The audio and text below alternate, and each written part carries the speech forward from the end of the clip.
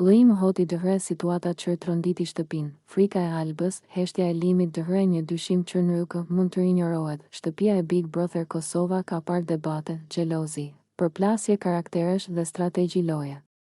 Por ajo që po ndodh këto ditë është diçka krejt tjetër.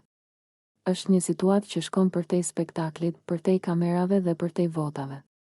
Është një situatë njerëzore, e rëndë dhe delikate, ku në qendër janë Alba, gjendja e saj emocionale dhe fizike, dhe Lim Hoti, një emër që prej hyrjes së tij nuk ka pushuar së trazuar shtëpinë, gjithçka filloi gradualisht. Alba nuk u rrëzua papritur. Nuk bërtiti. Nuk kërkoi vëmendje. Ajo u zbe ngadalë. Ditë pas dite, fytyra e saj humbi ngjyrën, energjia ju shua dhe buzëqeshja u kthye në një përpjekje.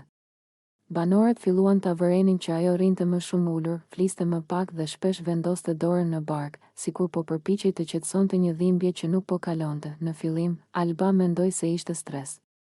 Big Brother nuk është i lehtë për askënd. Por dhimbjet vazhduan. Lodhia u bë e pazakon. Marramendja u shtua. Dhe frika.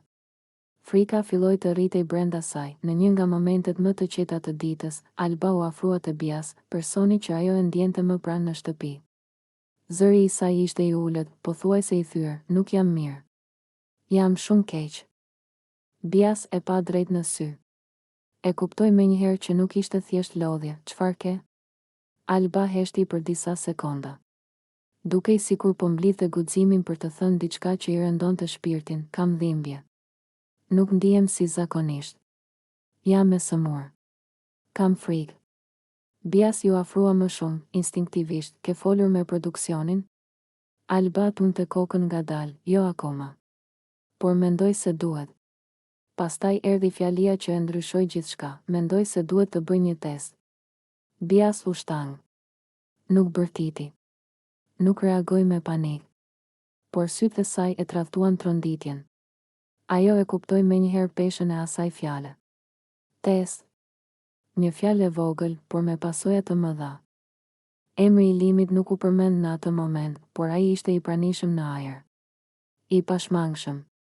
Sepse historia e Albës dhe Limit brenda dhe jashtë shtëpisë kishte lënë gjurmë që ende nuk ishin shuar, ndërkohë Lim Hoti dukej i largët. Ai sillej në shtëpi me një qetësi të çuditshme, pothuajse mbrojtëse. Nuk i afrohej Albës. Nuk kërkonte biseda. Nuk shpjegonte asgjë. Disa e lexonin këtë si shmangje, të tjerë si hutim. Por heshtja e tij u bë gjithnjë e më e rëndë. Alba filloi të mbyllej në vetvete. Në dhomën e gjumit, shpesh kthehej nga muri. Lotët i rridhnin pa zë. Në dhomën e rrëfimit, ajo nuk e mbajti më veten, kam frikë. Shumë frikë. Nuk e di çfarë po ndodh me trupin tim. Dhe fakti që jam këtu, para gjithë botës, më bën të ndihem edhe më e pambrojtur. Ajo nuk akuzoi askënd drejt për drejt. Nuk përdori fjalë të rënda. Por dhimbja e saj ishte e dukshme. Ishte frika e një vajze që ndodhet përballë një dyshimi që mund t'i ndryshojë jetën përgjithmonë. Bias u bë mburoja e saj. E shoqëroi, i qëndroi pranë, i tha vazhdimisht, mos u trem para kohe. Çfarëdo që të jetë, nuk je vetëm. Por brenda shtëpisë, situata filloi të ndihej. Banorët flisnin me zë të ulët. Shikimet drejt Albës u bën më të kujdesshme. Dhe emri i Limit filloi të përmendej gjithnjë e më shpesh në biseda të fshehta. A e di Limi? A duhet ta di? A do të reagoj? Këto pyetje rëndonin sigur. Lim Hoti, nga ana tjetër, dukej sikur po luftonte me veten. Ai ndjente se diçka nuk ishte në rregull, por nuk po përballej. Dhe pikërisht kjo mungesë përballjeje ishte ajo që e lëndonte më shumë Albën. Jo një fjalë e gabuar. Jo një debat. Por heshtja, Big Brother Kosova, për herë të rrallë, u gjend përballë një situate ku loja ndalet dhe njeriu del në pa.